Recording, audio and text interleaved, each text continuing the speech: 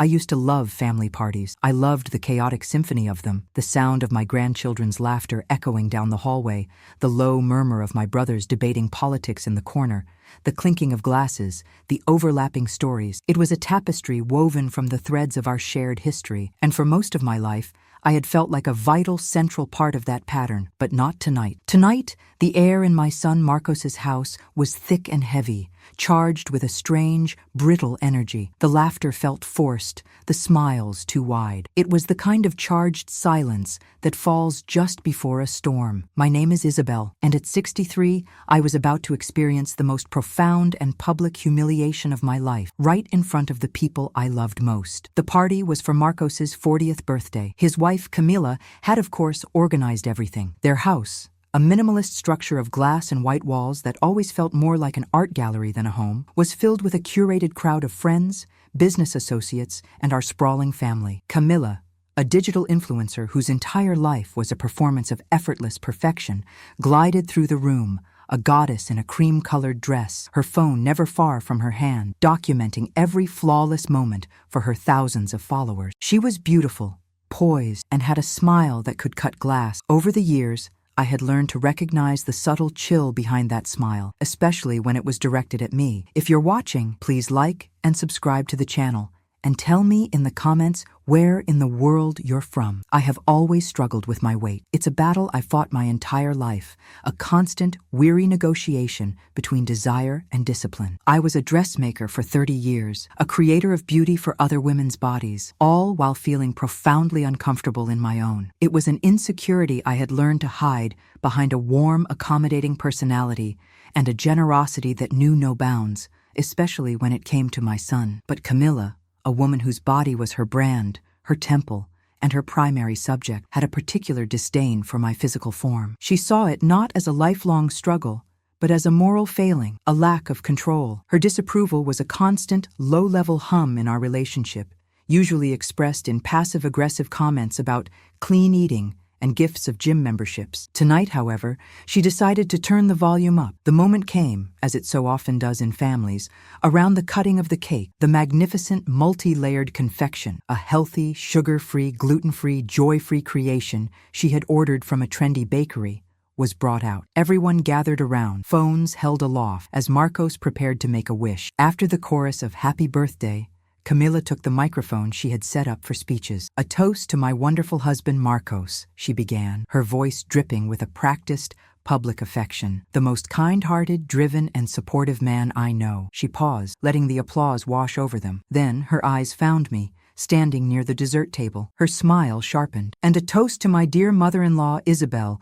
who has taught me so many valuable lessons." Another pause. The crowd waited. "She's taught me that, well, that not everyone can have a summer body, but that everyone deserves a slice of cake, right?" A few people tittered, unsure if it was a joke. The air grew thick with embarrassment. My brothers and sisters, my cousins, my old friends, they all looked at me, their faces a mixture of pity and discomfort. My face was on fire. I wanted the floor to swallow me whole, but she wasn't finished. She took the cake knife and cut the first perfect slice. She held it out on a porcelain plate, her voice loud enough for everyone to hear. "You can have the first piece, Isabel. It's sugar-free. I was thinking of you." The insult was not just spoken, it was served on a silver platter. She hadn't called me fat directly. She hadn't needed to. She had done it with a smile, with a gesture of supposed kindness that was, in fact, an act of breathtaking cruelty. She had reduced me, in front of my entire family, to my body, to my struggle, to my perceived lack of discipline. I was paralyzed by a shame so profound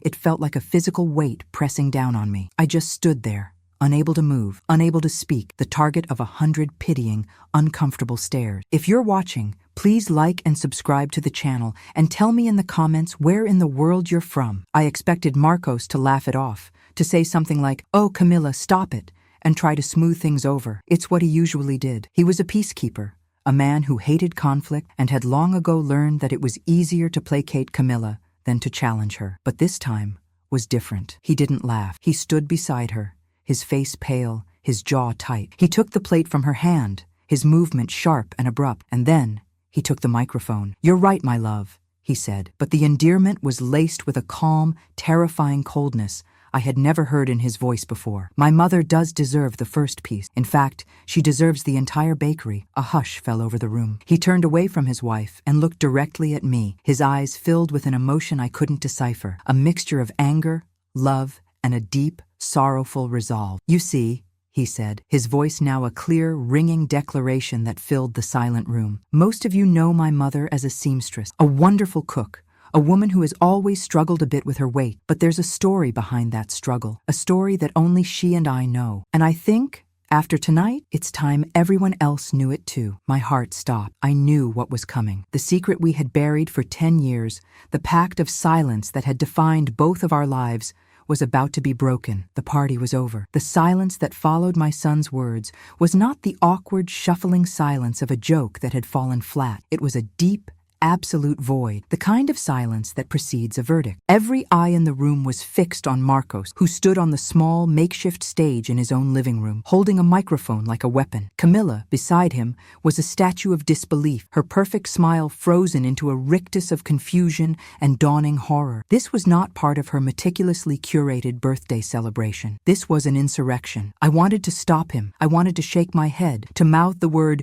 no, to send him some silent signal to pull back from the precipice, but I was frozen, trapped in a nightmare of my own making. The secret we had guarded for a decade was a sleeping dragon, and his wife had just prodded it with a stick. Now, it was awake, and it was about to burn everything down. 10 years ago, Marcos began, his voice steady, devoid of the nervous energy he usually had when speaking in public. Camilla and I were just starting out. I had just graduated from university, and she was in her final year. We were young, in love, and we had our whole lives ahead of us. He paused, and his eyes found mine again. It was a look of shared, painful memory, a silent acknowledgement of the storm that was about to break. And then she got into an accident, a bad one, a car accident that left her with a severe spinal injury. The doctors told us she might never walk again. I closed my eyes, the memory of that time rushing back with the force of a physical blow. I remembered the sterile, antiseptic smell of the hospital, the frantic, hushed conversations with doctors, the terrifying clinical words, vertebral compression fracture, potential paralysis. I remembered Camilla, so vibrant and full of life, lying broken and terrified in a hospital bed, her future a terrifying, blank question mark. There was one hope, Marcos continued, his voice dropping, pulling the silent crowd in. An experimental surgery, a new, risky procedure that had a chance, a small chance, of allowing her to walk again. But it was incredibly expensive, and it wasn't covered by her family's insurance. Her parents, he said, and for the first time, a note of cold anger entered his voice, decided against it. They said the risk was too high, the cost too great. They called it a poor investment. They were ready to let their own daughter live out her life in a wheelchair. I remembered that conversation, too. I had sat in the sterile hospital cafeteria with Camilla's wealthy, pragmatic parents, who had calmly explained their decision as if they were discussing a stock portfolio. "We have to be realistic, Isabel," her father had said. "The odds are not good. It would be throwing good money after bad." I had looked at them, at their cold, cost-benefit analysis of their own child's future, and I had felt a rage so profound it had almost choked me. I was desperate, Marcos said, his voice now thick with the memory of that desperation. I was a 25-year-old kid with a mountain of student debt and a girlfriend who was about to be paralyzed for life. I had nowhere to turn, no one to ask. He paused again, a long, heavy silence. Except my mother. Every head in the room swiveled to look at me. I felt like a specimen under a microscope. At that time, Marcos said, his voice softening, my mother had just received the only inheritance she would ever get. My grandparents had passed away, and their small house, the house my mother grew up in, had been sold. It wasn't a fortune, not by the standards of many people in this room, but to us, it was everything. It was her future, her security for her old age. He looked directly at me, his eyes shining with unshed tears. I went to her. I told her the situation, and without a second of hesitation, without a single question, she gave me every last cent. She drained her bank account, the sum total of her entire life savings and her parents' legacy, and she gave it to me so that I could pay for Camilla's surgery, so that the woman I loved would have a chance to walk again. A collective gasp went through the room. The story was so far removed from the petty domestic drama they had been expecting that it was almost impossible to process. The surgery was a success, Marcos said, but it was only the beginning. There were years of grueling physical therapy ahead. More bills, more expenses, and we had nothing. My mother's money was gone. He took a deep breath, and I knew the hardest part of the story was coming. My mother was already having health problems. Her back, her joints, the years of physical labor had taken their toll. She couldn't sew for long hours anymore. She couldn't find other work. So, she did something I begged her not to do. I have been ashamed of it and proud of it every day for the past 10 years. He looked at Camilla, whose face was now a mask of dawning, horrified comprehension. She found a way to make money. She enrolled in a clinical trial, a paid medical study for a new experimental drug for type 2 diabetes. The pay was good, enough to cover Camilla's rehabilitation costs, but the side effects were significant. And one of the most common, the doctors warned, was rapid, uncontrollable weight gain. The final piece of the puzzle clicked into place with a sickening, horrifying clang. The room, which had been silent before, was now absolutely, profoundly still. The only sound was the quiet, choked sob that escaped Camilla's lips. The secret was out, and the truth was far more devastating than any lie. Marcos's words hung in the air,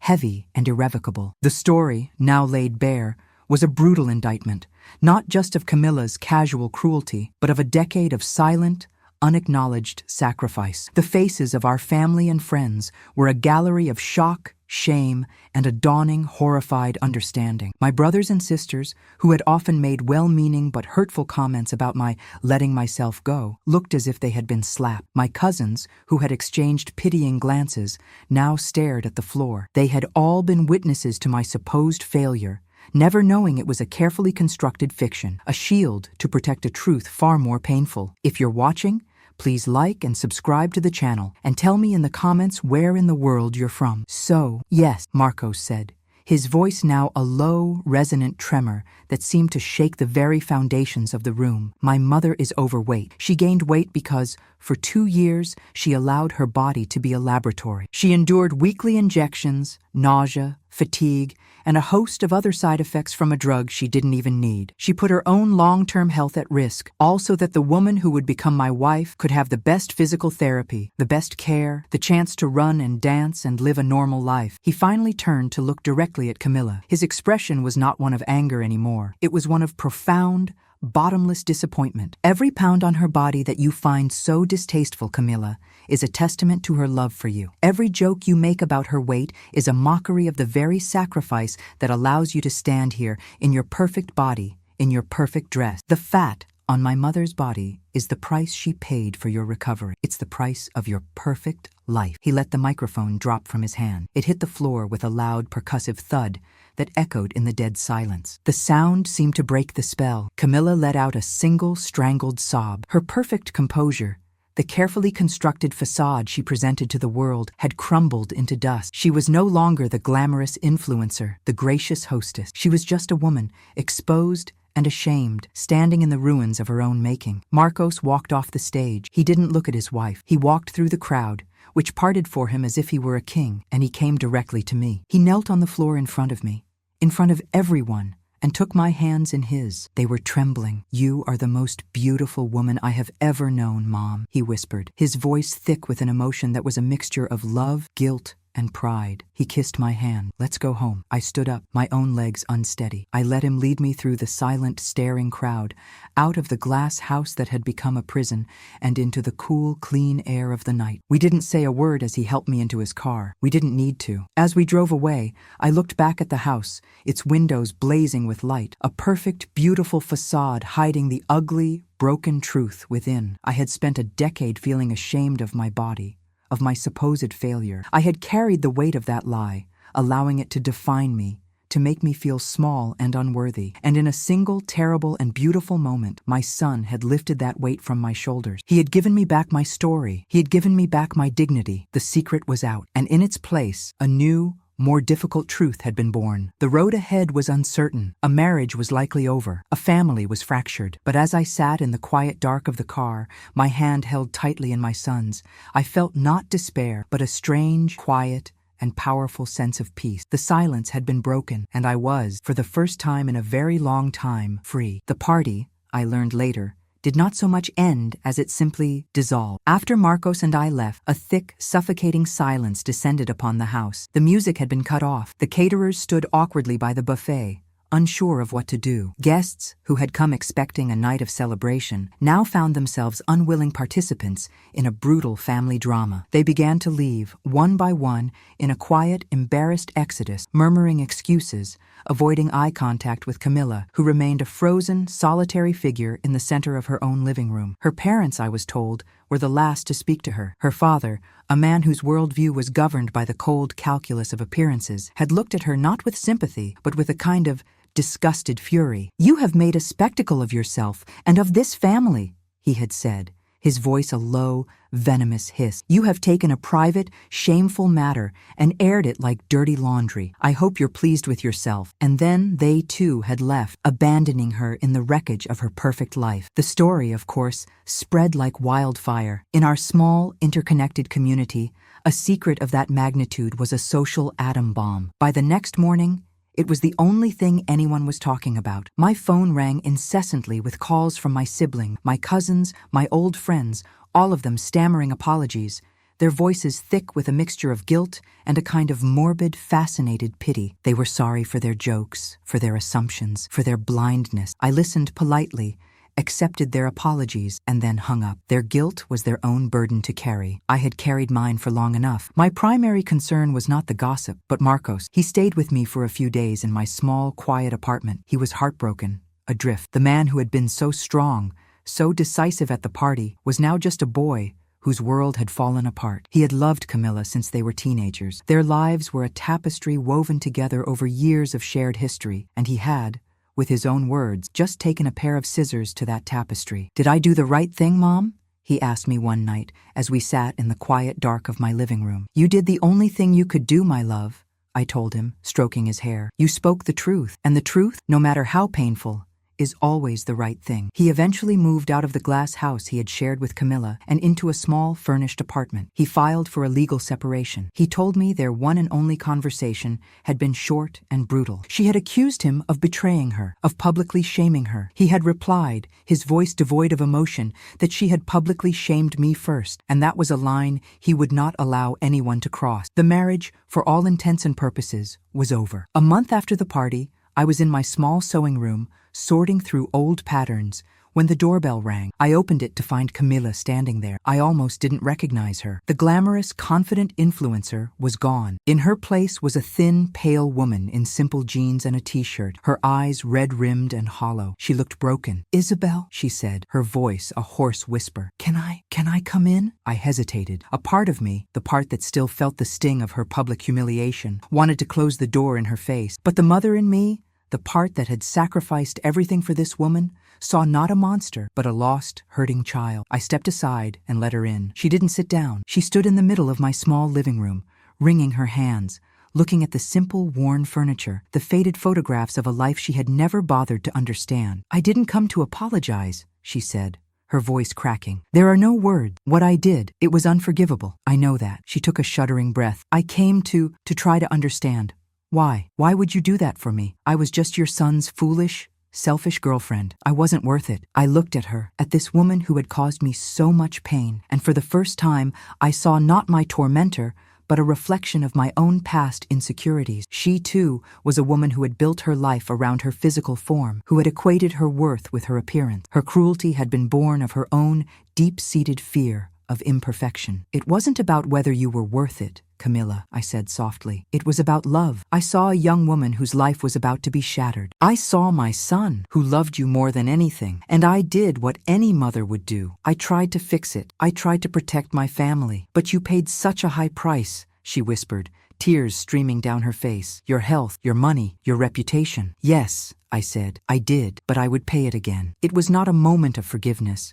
It was not a moment of reconciliation. It was a moment of stark, painful, and absolute honesty. It was the first honest conversation we had ever had. And in that honesty, in that shared space of pain and regret, a tiny, fragile seed of something new, something unexpected, began to take root. Camilla's visit left a strange quiet in its wake. It was not the tense, heavy silence of unspoken resentments, but a new, more thoughtful silence, a space for contemplation. Her raw, broken honesty had been disarming. For years I had seen her as a caricature, a one-dimensional villain in the story of my life, the beautiful, cruel daughter-in-law. But the woman who had stood in my living room, stripped of her glamour and her defenses, had been just a person, a flawed, hurting person who was finally beginning to reckon with the consequences of her own action. My anger, which had been a hot, righteous fire, began to cool into a more complex landscape of emotions. There was still hurt, a deep residual ache from the years of casual disrespect and the final, public humiliation, but it was now mingled with a strange, reluctant pity. I saw a woman who had built her entire world on the fragile foundation of physical perfection and social approval, and now that foundation had crumbled, leaving her in a freefall. The divorce proceeded. It was, I gathered from Marcos, a quiet, somber affair, devoid of the usual acrimony. There were no battles over assets or custody of the children. Camila, it seemed, had given up fighting. She agreed to everything Marcos's lawyers proposed. She was a ghost at the proceedings, a silent participant in the dismantling of her own life. She moved out of the glass house and into a small, anonymous apartment on the other side of town. The house was put on the market. Marcos, not wanting to live among the ghosts of his failed marriage, bought a new place, a comfortable, unpretentious house in a quiet, leafy neighborhood not far from my own. I began to see my grandchildren more regularly. The visits were strained at first. The children were confused, hurt by the sudden, violent rupture of their family. But children are resilient. They adapt. And in the quiet, stable environment of my small apartment, filled with the smell of baking bread and the familiar comfort of their grandmother, they began to heal. One afternoon, a few months after the divorce was finalized, my doorbell rang again. It was Camila. She looked different. Thinner, yes, but there was a new quietness in her eyes, a stillness that had not been there before. The frantic, performative energy was gone. She was holding a small, clumsily wrapped package. I brought you something, she said, her voice hesitant. I invited her in. We sat in my small living room, a polite, awkward distance between us. She handed me the package. Inside was a skein of the most beautiful emerald green yarn I had ever seen, the exact color of her eyes, and a set of expensive, handcrafted knitting needles. I know it's not sewing, she said, looking down at her hands, but I remembered you saying once that you had always wanted to learn to knit. I thought maybe you would have time now. It was a small gesture, but it was so specific, so thoughtful, that it caught me off guard. It was an acknowledgement of me, Isabel, the person, not just the mother-in-law, the supporting character in her life. It was a sign that she was, for the first time, actually seeing me. Thank you, Camila, I said, my voice softer than I intended. It's beautiful. We sat in silence for a moment. Then she took a deep breath. I've been going to therapy, Isabel,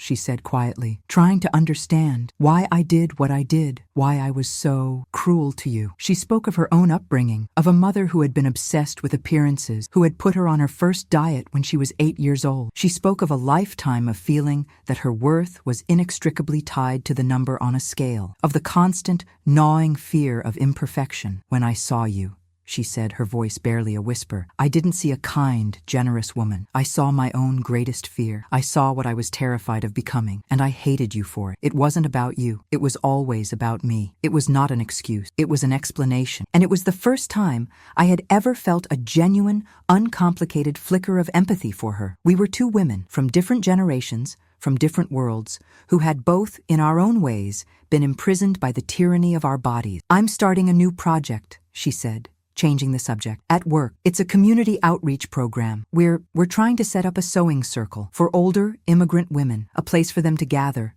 to share their skills, to combat loneliness. She paused, her eyes pleading. I don't know anything about sewing, but you are a master. I was wondering, would you ever consider helping? The request was audacious. It was brave. It was a handing of an olive branch. I looked at this woman, this stranger who was my son's ex-wife, the mother of my grandchildren. I looked at the pain in her eyes, and at the flicker of genuine, hard-won hope. The past was a landscape of ruins between us. But she was, in her own clumsy, hesitant way, trying to build a bridge. And I, a woman who had spent her life mending and stitching things together, knew that my work was not yet done. Yes, Camila, I said after a long moment. I think I would like that very much. It was the first stitch in the mending of a fabric I had thought was torn beyond repair. The sewing circle was held in a bright, sun-drenched room in a community center in a part of the city I rarely visited. It was a vibrant, noisy neighborhood, a melting pot of cultures and languages. Camila's nonprofit had secured the space, and she had,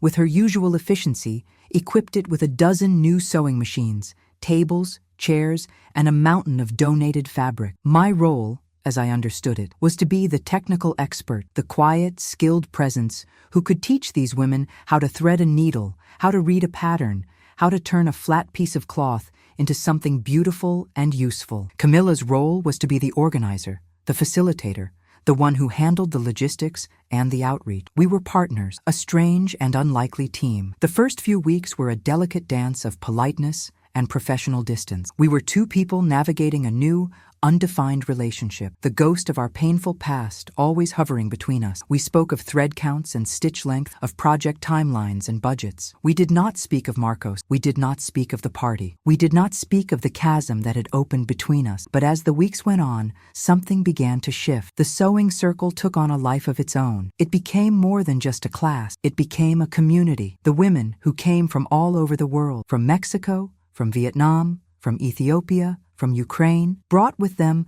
not just their desire to learn, but their stories. As their hands worked, their voices filled the room. They spoke of the lives they had left behind, of the challenges of starting over in a new country, of their children, their grandchildren, their hopes, their fears. And in that room, surrounded by the hum of the sewing machines and the rich tapestry of their stories, I began to heal. For years, my own story had been a source of shame, a secret I had guarded. But here, my skills, the skills I had honed over a lifetime, were a source of pride, of connection. I was not Isabel, the woman who had failed at business. I was Isabel, the master seamstress, the teacher, the one who could transform a tangle of thread into a work of art. I watched Camilla too. She was different in this environment. Away from the world of influencers and socialites, she was stripped of her usual armor. She was just Camilla, a young woman trying to do some good in the world. She was patient with the women, kind, and surprisingly humble. She made coffee, she organized the childcare, she listened to their stories with a genuine, open-hearted empathy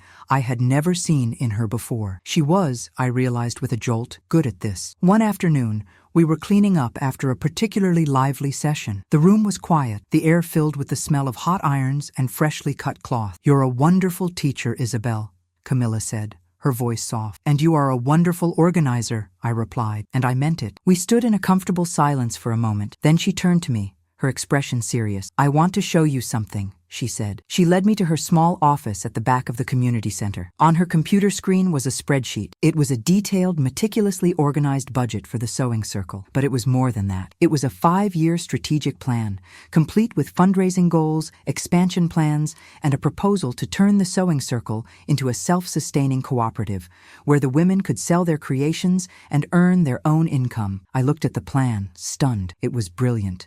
It was ambitious, professional, and deeply compassionate. It was a perfect synthesis of her business acumen and her newfound social conscience. This is incredible, Camilla," I said, genuinely impressed. "I learned from the best," she said, her voice quiet. She pointed to a line item in the budget, a small recurring expense labeled contingency fund. "When Marcos and I were separating," she said, not looking at me, "his lawyer showed me your old bank statements, the ones from after the accident. I saw how you managed the money, how you stretched every dollar, how you always set aside a small amount, even when you had nothing, for emergencies, for a rainy day, you called it." She finally looked at me, her eyes shining with an emotion I couldn't quite read. I was so arrogant. I thought I knew everything about money, about success, but I didn't know anything. You, with your little nest egg, with your quiet, careful planning. You were the real businesswoman. You were the one who knew how to build something that lasts. In that moment, the last of my anger, the last of my resentment, simply dissolved. She was not just apologizing. She was acknowledging me. She was seeing me, not as a victim, not as a martyr, but as a competent, capable woman. We were not mother and daughter-in-law anymore. We were not rivals. We were just two women, two very different women, who had found, in the most unlikely of places, a new pattern for our lives, a pattern of mutual respect. And it was, I realized, a beautiful thing to create together. The success of the sewing cooperative was a quiet, steady miracle. It grew from a small circle of a dozen women into a thriving enterprise. The community center gave us a larger space, and soon, the Common Thread Cooperative had a small, dedicated storefront, a bright, welcoming shop filled with the beautiful things the women created: intricate quilts, embroidered linens, children's clothes, stylish tote bags. Each item told a story of resilience, of hope, of a new life stitched together from the remnants of the old. Camilla was the driving force behind the business side of the co-op. She used her skills as an influencer not to promote herself, but to promote the women and their work. She created a beautiful website, managed the social media, and secured partnerships with local boutiques. She was tireless, brilliant, and utterly dedicated. And I was her partner, the quiet, steady hand that guided the creative side, ensuring the quality of the work, training new members, and preserving the traditional skills that were the heart and soul of our enterprise. We were a formidable team. Our relationship, too, had been restitched. The old, painful pattern of resentment and misunderstanding had been replaced by a new one, woven with threads of mutual respect and a shared, quiet affection. We were not a traditional family, but we were a family nonetheless. She would bring my grandchildren to the co-op on Saturdays, and they would play among the bolts of fabric while Camilla and I worked. Seeing them there, in that vibrant, creative space, filled my heart with a quiet, profound joy. Marcos, too, was a frequent visitor. His relationship with Camilla had settled into a kind of gentle, respectful friendship. The romantic love was gone, but in its place was a deep, abiding affection, the bond of two people who had shared a formative,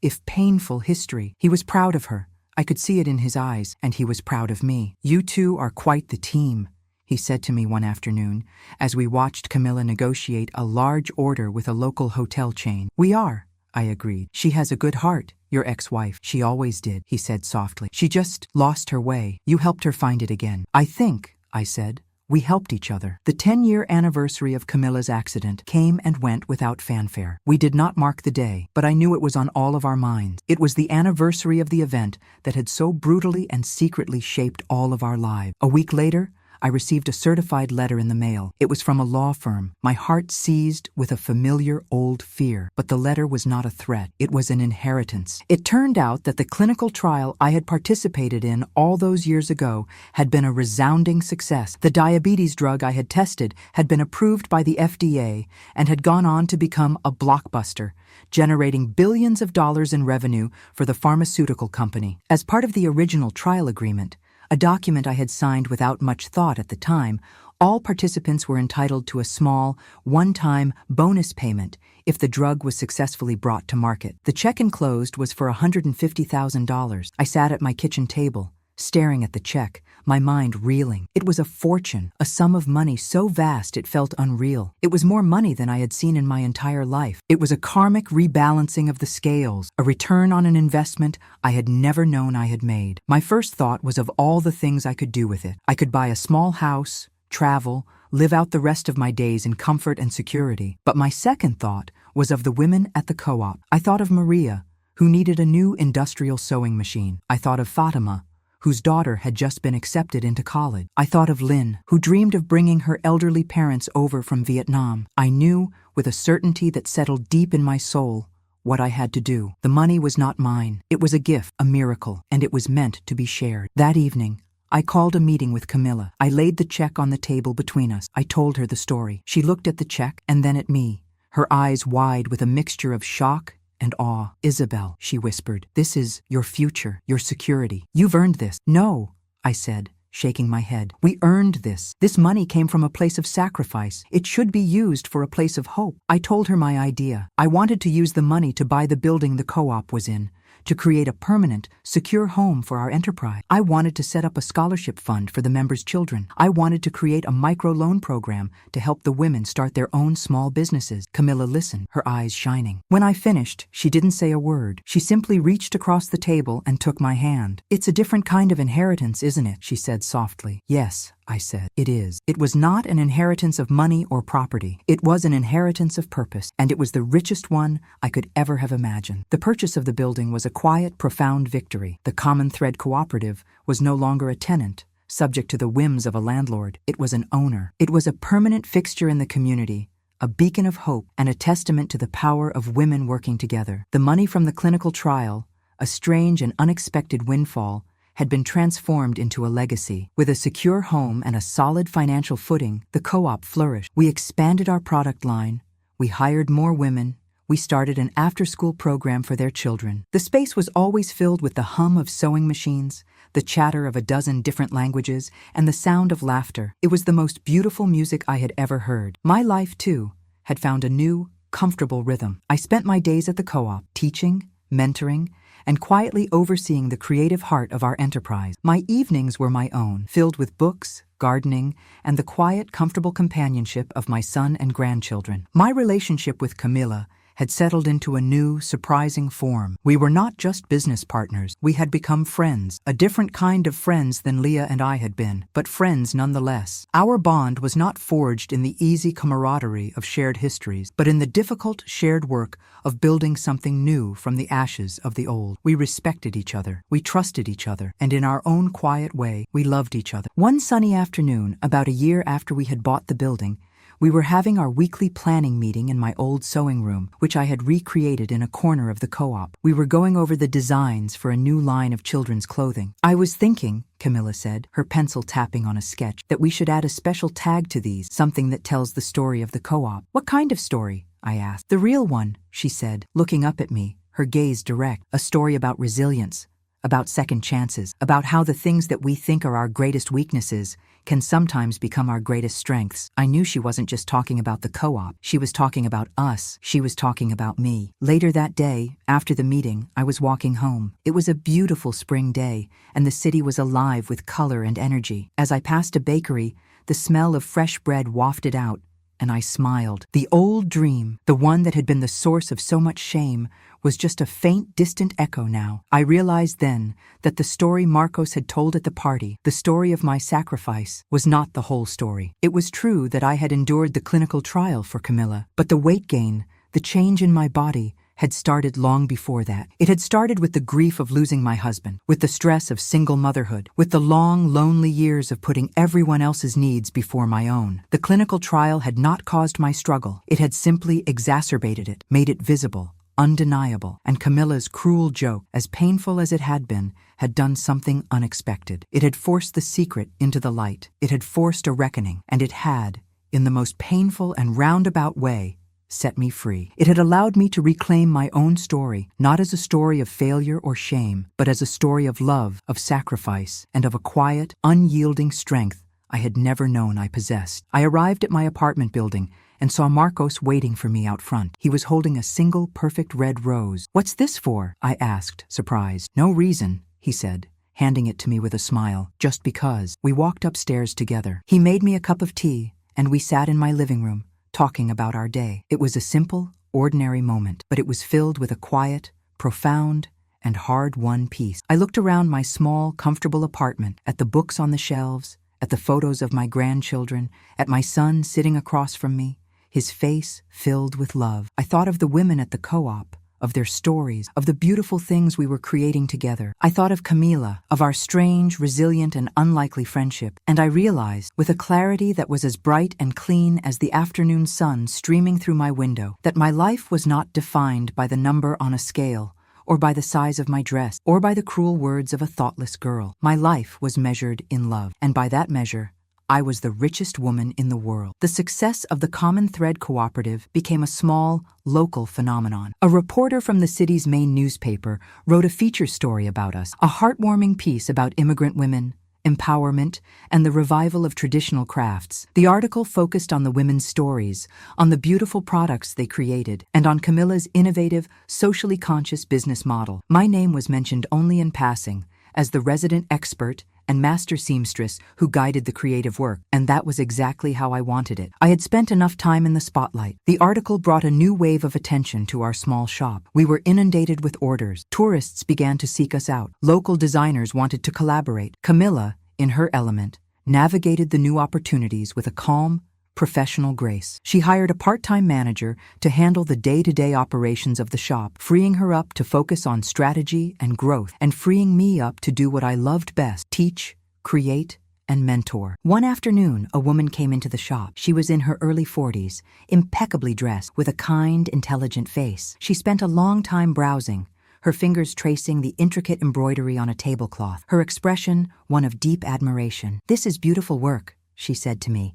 as I was helping her at the counter. "Thank you," I said. "The women are incredibly talented. I read the article about you in the paper," she said. It's a wonderful story. She paused, a hesitant look on her face. My name is Dr. Eris. I'm a researcher at the University Hospital. I was the head of the clinical trial for the diabetes drug, the one you participated in 10 years ago. I was so stunned I couldn't speak. It was like a ghost from another lifetime had just walked into my shop. I recognized your name in the article, she continued, her voice soft. Isabel Montero, I never forgot you. You were one of our most dedicated participants, and you experienced some of the most significant side effects. She looked at me, her expression a mixture of professional concern and human compassion. We lost track of you after the trial ended. I've often wondered how you were doing. I'm doing very well, I managed to say. I'm so glad to hear that, she said. And I'm so glad to see this. She gestured around the vibrant, busy shop. It's an incredible achievement. She then handed me her business card. We are starting a new research initiative at the hospital focused on women's health, particularly the long-term effects of metabolic changes. We are looking for community partners,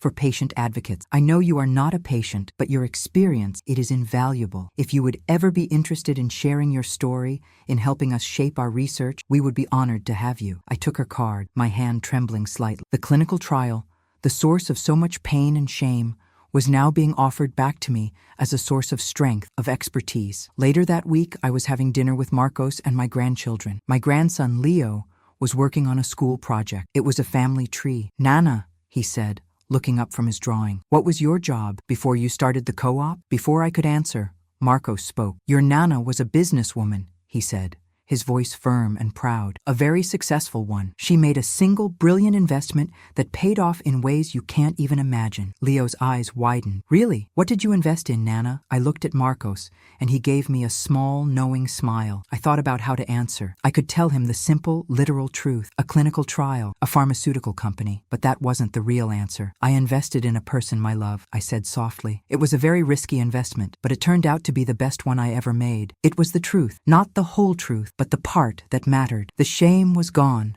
replaced by a quiet, settled pride. The story had been rewritten, not just for the world, but for myself. The measure of my life was not in the inches of my waist, but in the breadth of my heart, and that was a measurement I was finally learning to be proud of. A few months later, the Common Thread Cooperative held its first anniversary celebration. It was not a lavish gala, but a simple, joyful potluck party in the main room of the co-op. The tables pushed back to make space for dancing. The room was filled with the women of the co-op and their families, a boisterous, beautiful, multicultural crowd. The air was thick with the scent of a dozen different cuisines and the sound of a dozen different languages. Marcos was there with the children. Leah was there, laughing with a group of women from Ethiopia. Even Camilla's parents had come at her hesitant invitation, and they stood awkwardly in a corner, looking humbled and slightly bewildered, as if they had stumbled into a foreign country. I stood in the corner of the room, watching it all, my heart so full I thought it might burst. This was my legacy. Not a failed business, not a number on a scale, but this vibrant, thriving community, born from the ashes of my own quiet sacrifice. Camilla found me there. She was holding 2 glasses of sparkling cider. She handed one to me. To you, Isabel,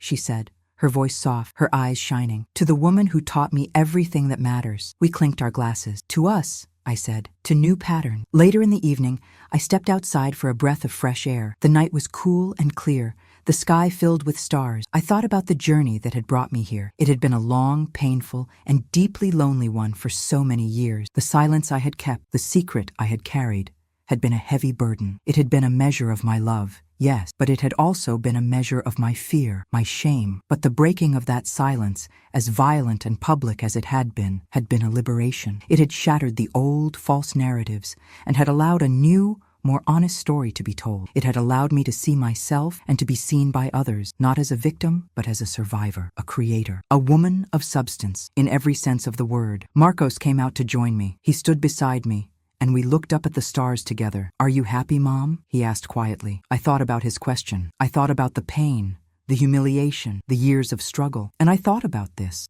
moment, this peace. Yes, I said, I am. I had spent so much of my life trying to shrink, to take up less space, to be less of a burden. I had measured my worth by the wrong metrics, the numbers on a scale, the size of a dress, the approval in other people's eyes. But I knew now that the true measure of a life is not in what you lose, but in what you give, not in the silence you keep, but in the love you share. I looked at my son, at the good, strong man he had become. I thought of my grandchildren, of the women in the co-op, of the new, beautiful, and complicated family we had all stitched together. The measure of my silence had been 20 years, but the measure of my love, I knew, would last forever. Thank you very much for watching. Share with those who also like stories, subscribe, and tell me in the comments if you liked my story. Cheers.